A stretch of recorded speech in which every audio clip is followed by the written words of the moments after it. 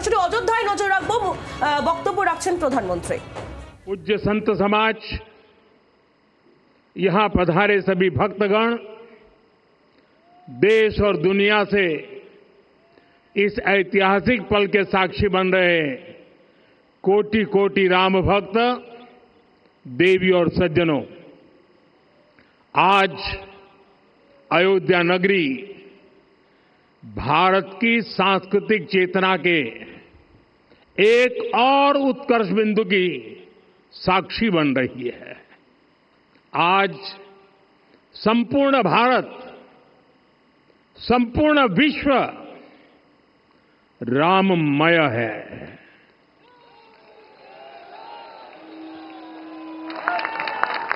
हर राम भक्त के हृदय में अद्वितीय संतोष है, असीम कृतज्ञता है, अपार अलौकिक आनंद है। सदियों के घाव भर रहे हैं, सदियों की वेदना आज विराम पा रही है, सदियों का संकल्प आज सिद्धि को प्राप्त हो रहा है।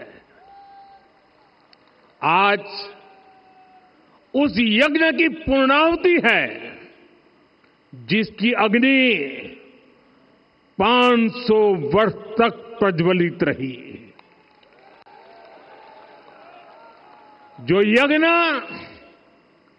एक पल भी आस्था से डिगा नहीं, एक पल भी विश्वास से टूटा नहीं।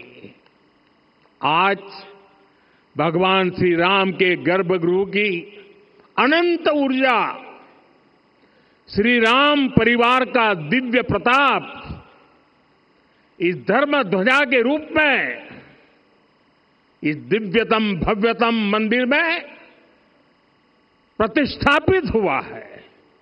और साथियों, ये धर्म ध्वजा केवल एक ध्वजा नहीं, ये भारतीय सभ्यता के पुनर्जागरण का ध्वज है। इसका भगवा रंग, इस पर रचित सूर्यवंश की ख्याति, वर्णित ओम शब्द और अंकित कोविदार वृक्ष राम राज्य की कीर्ति को प्रतिरूपित करता है। ये ध्वज संकल्प है, ये ध्वज सफलता है, ये ध्वज संघर्ष से सृजन की गाथा है, ये ध्वज सदियों से चले आ रहे स्वप्नों का साकार स्वरूप है। ये ध्वज संतों की साधना और समाज की सहभागिता की सार्थक परिणति है। साथियों, आने वाली सदियों और सहस्त्र शताब्दियों तक ये धर्म ध्वज प्रभु राम के आदर्शों और सिद्धांतों का उद्घोष करेगा। ये धर्म ध्वज आह्वान करेगा, सत्यमेव जयते नानृतम, यानी जीत सत्य की ही होती है, असत्य की नहीं। ये धर्म ध्वज उद्घोष करेगा, सत्यम एक पदम ब्रह्म सत्य धर्म प्रतिष्ठित, अर्थात सत्य ही ब्रह्म का स्वरूप है, सत्य में ही धर्म स्थापित है। ये धर्म ध्वज प्रेरणा बनेगा, प्राण जाए पर वचन न जाहि, अर्थात जो कहा जाए वही किया जाए। ये धर्म ध्वज संदेश देगा, कर्म प्रधान विश्व रची राखा, अर्थात विश्व में कर्म और कर्तव्य की प्रधानता हो। ये धर्म ध्वज कामना करेगा, बैर न विग्रह आस न त्रासा, सुखमय ताही सदा सब आशा। यानी भेदभाव, पीड़ा, परेशानी से मुक्ति, समाज में शांति और सुख हो। ये धर्म ध्वज हमें संकल्पित करेगा, नहीं दरिद्र को दुखी न दीना। यानी हम ऐसा समाज बनाएं जहां गरीबी न हो, कोई दुखी या लाचार न हो। साथियों, हमारे ग्रंथों में कहा गया है, आरोपितम ध्वजम दृष्ट्वा ये अभिनंदनित धार्मिका ते अपि सर्वे प्रमुच्यते महापातक कोटि भी। यानी जो लोग किसी कारण मंदिर नहीं आ पाते और दूर से मंदिर के ध्वज को प्रणाम कर लेते हैं, उन्हें भी उतना ही पुण्य मिल जाता है। साथियों, ये धर्म ध्वज भी इस मंदिर के ध्येय का प्रतीक है। ये ध्वज दूर से ही राम लला की जन्मभूमि के दर्शन कराएगा और युगों युगों तक प्रभु श्री राम के आदेशों और प्रेरणाओं को मानव मात्र तक पहुंचाएगा। साथियों, मैं संपूर्ण विश्व के करोड़ों राम भक्तों को इस अविस्मरणीय क्षण की, इस अद्वितीय अवसर की हार्दिक शुभकामनाएं देता हूं। मैं आज उन सभी भक्तों को भी प्रणाम करता हूं, हर उस दानवीर का भी आभार व्यक्त करता हूं जिसने राम मंदिर निर्माण के लिए अपना सहयोग दिया।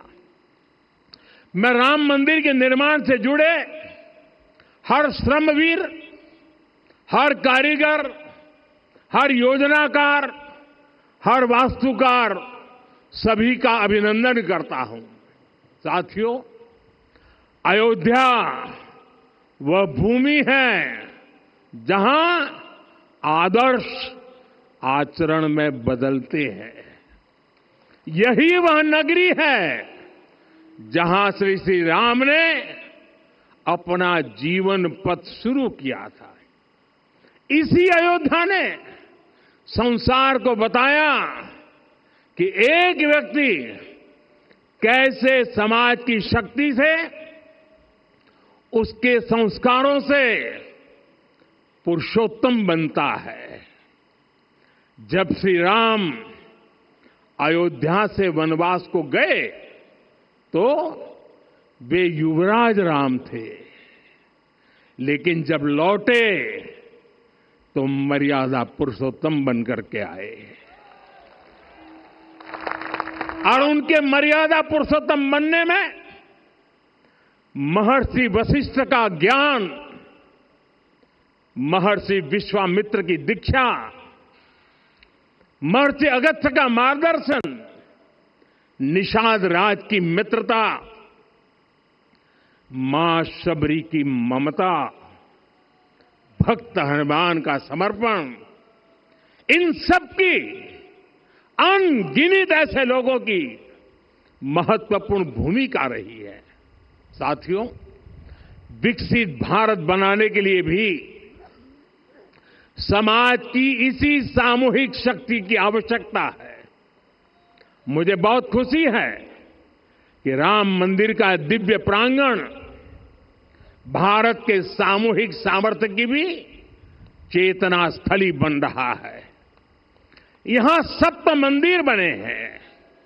यहां माता शबरी का मंदिर बना है, जो जनजातीय समाज के प्रेम भाव और आतिथ्य परंपरा की प्रतिमूर्ति है। यहां निषादराज का मंदिर बना है। ये उस मित्रता का साक्षी है जो साधन नहीं, साध्य को, उसकी भावना को पूजती है। यहां एक ही स्थान पर माता अहिल्या है, महर्षि वाल्मीकि है, महर्षि वशिष्ठ है, महर्षि विश्वामित्र है, महर्षि अगस्त्य है और संत तुलसीदास है। रामलला के साथ साथ इन सभी ऋषियों के दर्शन भी यहीं पर होते हैं। यहां जटायु जी और गिलहरी की मूर्तियां भी हैं, जो बड़े संकल्पों की सिद्धि के लिए हर छोटे से छोटे प्रयास के महत्व को दिखाती है। मैं आज हर देशवासी से कहूंगा कि वो जब भी राम मंदिर आए तो सप्त मंदिर के दर्शन भी अवश्य करें। ये मंदिर हमारी आस्था के साथ साथ मित्रता, कर्तव्य और सामाजिक सद्भाव के मूल्यों को भी शक्ति देते हैं।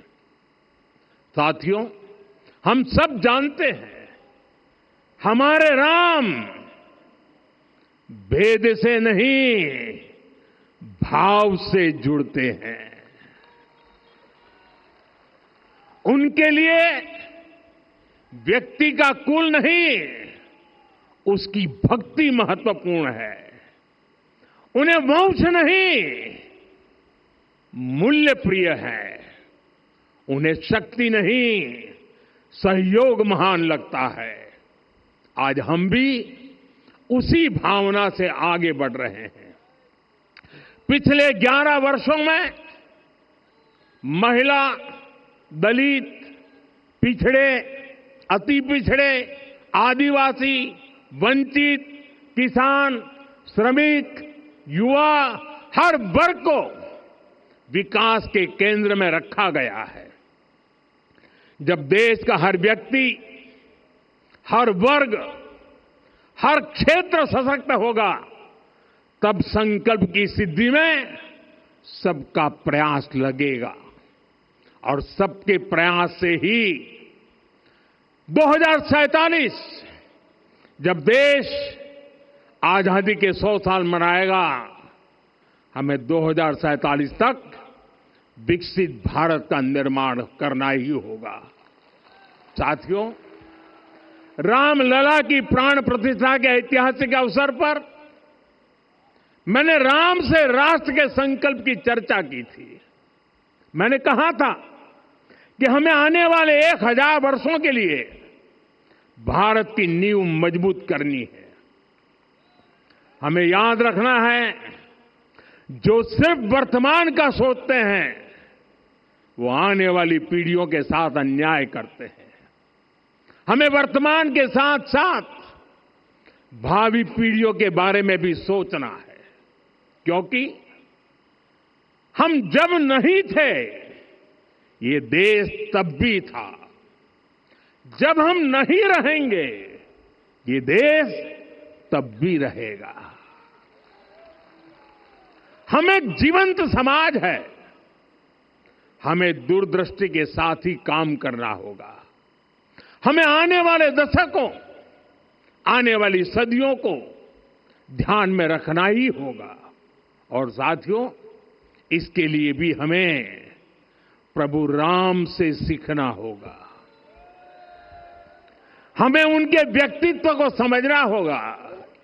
हमें उनके व्यवहार को आत्मसात करना होगा। हमें याद रखना होगा, राम यानी आदर्श, राम यानी मर्यादा, राम यानी जीवन का सर्वोच्च चरित्र, राम यानी सत्य और पराक्रम का संगम। दिव्य गुणे शक्र समो रामः सत्य पराक्रमः। राम यानी धर्म पथ पर चलने वाला व्यक्तित्व। रामः सत्पुरुषो लोके सत्यः सत्यपरायण। राम यानी जनता के सुख को सर्वोपरि रखना। प्रजा सुखत्वे चंद्रस्य। राम यानी धर्म और क्षमा का दरिया। वसुधाया क्षमा गुणे है। राम यानी ज्ञान और विवेक की पराकाष्ठा। बुद्ध या बृहस्पति तुल्य। राम यानी कोमलता में दृढ़ता। मृदु पूर्वज भाषते। राम यानी कृतज्ञता का सर्वोच्च उदाहरण। कदाचन नोपकारेण कृति नैकेन तुष्यति। राम यानी श्रेष्ठ संगति का चयन। शीला वृद्धे ज्ञान वृद्धे वयोवृद्धे च सज्जनै। राम यानी विनम्रता में महाबल।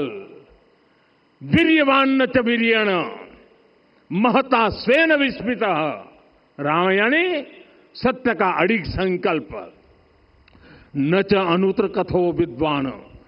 राम यानी जागरूक, अनुशासित और निष्कपट मन। निस्तिंद्र अपम्रत च स्वदोष परदोषवित। साथियों, राम सिर्फ एक व्यक्ति नहीं, राम एक मूल्य है, एक मर्यादा है, एक दिशा है।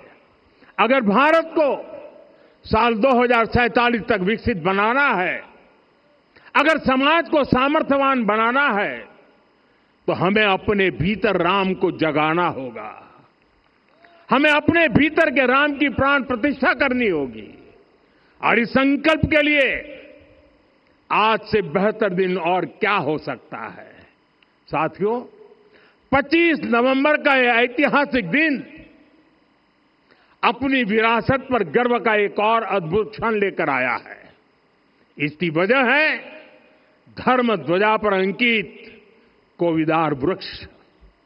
ये कोविदार वृक्ष इस बात का उदाहरण है कि जब हम अपनी जड़ों से कट जाते हैं तो हमारा वैभव इतिहास के पन्नों में दब जाता है।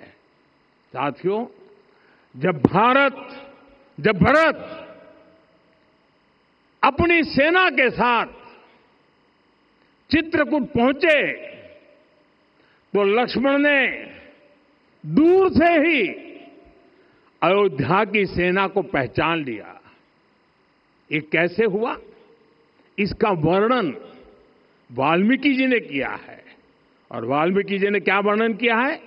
उन्होंने कहा है, विराजित उद्गत स्कंधम कोविदार ध्वज रथे।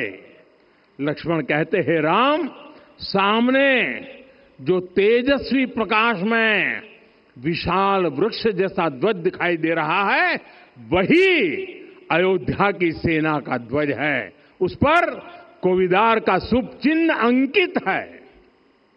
साथियों, आज जब राम मंदिर के प्रांगण में कोविदार फिर से प्रतिष्ठित हो रहा है, यह केवल एक वृक्ष की वापसी नहीं है, यह हमारी स्मृति की वापसी है, हमारी अस्मिता का पुनर्जागरण है, हमारी स्वाभिमानी सभ्यता का पुनः उद्घोष है।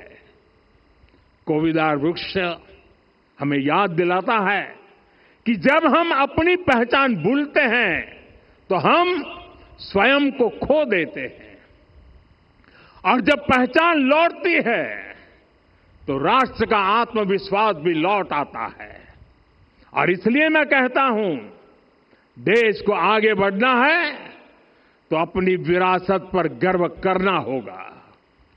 साथियों, अपनी विरासत पर गर्व के साथ साथ एक और बात भी महत्वपूर्ण है, और वो है गुलामी की मानसिकता से पूरी तरह मुक्ति। आज से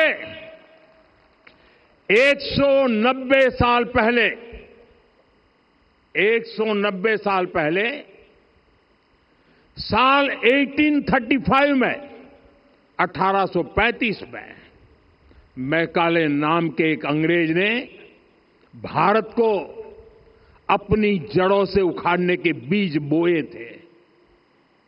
मैकाले ने भारत में मानसिक गुलामी की नींव रखी थी। 10 साल बाद यानी 2035 में उस अपवित्र घटना को 200 वर्ष पूरे हो रहे हैं। कुछ दिन पहले मैंने एक कार्यक्रम में आग्रह किया था कि हमें आने वाले 10 वर्षों तक उस 10 वर्षों का लक्ष्य लेकर चलना है कि भारत को गुलामी की मानसिकता से मुक्त करके रहेंगे। साथियों, सबसे बड़ा दुर्भाग्य यह है कि मैकाले ने जो कुछ सोचा था उसका प्रभाव कहीं व्यापक हुआ। हमें आजादी मिली, लेकिन हीन भावना से मुक्ति नहीं मिली। हमारे यहां एक विकार आ गया कि विदेश की हर चीज, हर व्यवस्था अच्छी है और जो हमारी अपनी चीजें हैं उनमें खोट ही खोट है। साथियों, गुलामी की यही मानसिकता है जिसने लगातार यह स्थापित किया। हमने विदेशों से लोकतंत्र लिया। कहा गया कि हमारा संविधान भी विदेश से प्रेरित है, जबकि सच ये है कि भारत लोकतंत्र की जननी है, मदर ऑफ डेमोक्रेसी है। लोकतंत्र हमारे डीएनए में है। साथियों, अगर आप तमिलनाडु जाएंगे तो तमिलनाडु के उत्तरी हिस्से में उत्तीरमेरूर गांव है। वहां हजारों वर्ष पहले का एक शिलालेख है। उसमें बताया गया है कि उस कालखंड में भी कैसे लोकतांत्रिक तरीके से शासन व्यवस्था चलती थी, लोग कैसे सरकार चुनते थे। लेकिन हमारे यहां तो मैग्ना कार्टा की प्रशंसा का ही चलन रहा। हमारे यहां भगवान बसवन्ना, उनके अनुभव मंटपा की जानकारी भी सीमित रखी गई। अनुभव मंटपा यानी जहां सामाजिक, धार्मिक और आर्थिक विषयों पर सार्वजनिक बहस होती थी, जहां सामूहिक सहमति से निर्णय लिए जाते थे। लेकिन गुलामी की मानसिकता के कारण इस भारत की कितनी ही पीढ़ियों को इस जानकारी से भी वंचित रखा गया। साथियों, हमारी व्यवस्था के हर कोने में गुलामी की इस मानसिकता ने डेरा डाला हुआ था। अब याद करिए, भारतीय नौसेना का ध्वज सदियों तक उस ध्वज पर ऐसे प्रतीक बने रहे जिनका हमारी सभ्यता, हमारी शक्ति, हमारी विरासत से कोई संबंध नहीं था। अब हमने नौसेना के ध्वज से गुलामी के हर प्रतीक को हटाया है। हमने छत्रपति शिवाजी महाराज की विरासत को स्थापित किया है। और ये सिर्फ एक डिजाइन में बदलाव नहीं हुआ, ये मानसिकता बदलने का क्षण था। ये वो घोषणा थी कि भारत अब अपनी शक्ति अपने प्रतीकों से परिभाषित करेगा, न कि किसी और की विरासत से। और साथियों, यही परिवर्तन आज अयोध्या में भी दिख रहा है। साथियों, ये गुलामी की मानसिकता ही है जिसने इतने वर्षों तक रामत्व को नकारा है। भगवान राम अपने आप में एक वैल्यू सिस्टम है।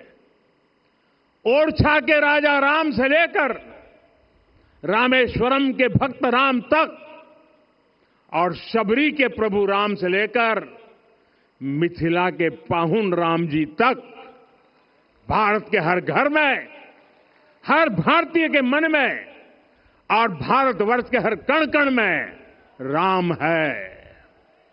लेकिन गुलामी की मानसिकता इतनी हावी हो गई कि प्रभु राम को भी काल्पनिक घोषित किया जाने लगा। साथियों, अगर हम ठान ले अगले 10 साल में मानसिक गुलामी से पूरी तरह मुक्ति पा लेंगे और तब जाकर के ऐसी ज्वाला प्रज्वलित होगी, ऐसा आत्मविश्वास बढ़ेगा कि 2047 तक विकसित भारत का सपना पूरा होने से भारत को कोई रोक नहीं पाएगा। आने वाले 1000 वर्ष के लिए भारत की नींव तभी सशक्त होगी जब मैकाले की गुलामी के प्रोजेक्ट को हम अगले 10 साल में पूरी तरह ध्वस्त करके दिखा देंगे। साथियों, अयोध्या धाम में रामलला का मंदिर परिसर भव्य से भव्यतम हो रहा है और साथ ही अयोध्या को संवारने का काम लगातार जारी है। आज अयोध्या फिर से वह नगरी बन रही है जो दुनिया के लिए उदाहरण बनेगी। त्रेता युग की अयोध्या ने मानवता को नीति दी। 21वीं सदी की अयोध्या मानवता को विकास का नया मॉडल दे रही है। तब अयोध्या मर्यादा का केंद्र थी, अब अयोध्या विकसित भारत का मेरुदंड बनकर उभर रही है। साथियों, भविष्य की अयोध्या में पौराणिकता और नूतनता का संगम होगा। सरयू जी की अमृत धारा और विकास की धारा एक साथ बहेगी। यहां आध्यात्म और आर्टिफिशियल इंटेलिजेंस दोनों का तालमेल दिखेगा। राम पथ, भक्ति पथ और जन्मभूमि पथ से नई अयोध्या के दर्शन होते हैं। अयोध्या में भव्य एयरपोर्ट है। अयोध्या में आज शानदार रेलवे स्टेशन है। वंदे भारत और अमृत भारत एक्सप्रेस जैसी ट्रेनें अयोध्या को बाकी देश से जोड़ रही हैं। अयोध्या वासियों को सुविधाएं मिले, उनके जीवन में समृद्धि आए, इसके लिए निरंतर काम चल रहा है। साथियों, जब से प्राण प्रतिष्ठा हुई है तब से लेकर आज तक करीब 45 करोड़ श्रद्धालु यहां दर्शन के लिए आ चुके हैं। ये वो पवित्र भूमि है जहां 45 करोड़ लोगों के चरण रज पड़े हैं और इससे अयोध्या और आसपास के लोगों की आय में आर्थिक परिवर्तन आया है, वृद्धि हुई है। कभी अयोध्या विकास के पैमानों में बहुत पीछे थी, आज अयोध्या नगरी यूपी के अग्रणी शहरों में से एक बन रही है।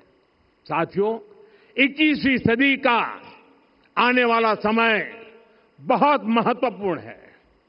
आजादी के बाद के 70 साल में भारत विश्व की 11वीं सबसे बड़ी अर्थव्यवस्था बना। 70 साल में 11वीं। लेकिन पिछले 11 साल में ही भारत विश्व की 5वीं सबसे बड़ी अर्थव्यवस्था बन चुका है।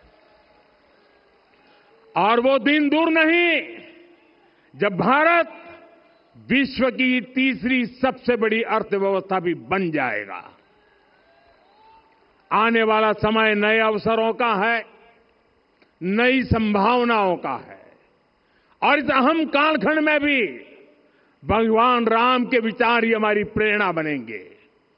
जब श्री राम के सामने रावण विजय जैसा विशाल लक्ष्य था, तब उन्होंने कहा था, सौरज धीरज ते ही रथ चाका, सत्यशील दृढ़ ध्वज पताका, बल विवेक दम परहित गोरे, क्षमा कृपा समता रजु जोरे। यानी रावण पर विजय पाने के लिए जो रथ चाहिए, शौर्य और धैर्य उसके पहिए हैं, उसकी ध्वजा सत्य और अच्छे आचरण की है, बल, विवेक, संयम और परोपकार इस रथ के घोड़े हैं। लगाम के रूप में क्षमा, दया और समता है जो रथ को सही दिशा में रखते हैं। साथियों, विकसित भारत की यात्रा को गति देने के लिए ऐसा ही रथ चाहिए, ऐसा रथ जिसके पहिए शौर्य और धैर्य हो, यानी चुनौतियों से टकराने का साहस भी हो और परिणाम आने तक दृढ़ता से डटे रहने का धैर्य भी हो। ऐसा रथ जिसकी ध्वजा सत्य और सर्वोच्च आचरण हो, यानी नीति, नियत और नैतिकता से समझौता कभी न हो। ऐसा रथ जिसके घोड़े बल, विवेक, संयम और परोपकार हो, यानी शक्ति भी हो, बुद्धि भी हो, अनुशासन भी हो और दूसरों के हित का भाव भी हो। ऐसा रथ जिसकी लगाम क्षमा, करुणा और संभाव हो, यानी जहां सफलता का अहंकार नहीं और असफलता में भी दूसरों के प्रति सम्मान बना रहे। और इसलिए मैं आदरपूर्वक कहता हूं, ये पल कंधे से कंधा मिलाने का है, ये पल गति बढ़ाने का है। हमें वो भारत बनाना है जो राम राज्य से प्रेरित हो, और ये तभी संभव है जब स्वयं हित से पहले देश हित होगा, जब राष्ट्र हित सर्वोपरि रहेगा। एक बार फिर आप सभी को बहुत बहुत शुभकामनाएं देता हूं। जय सिया राम, जय सिया राम, जय सिया राम।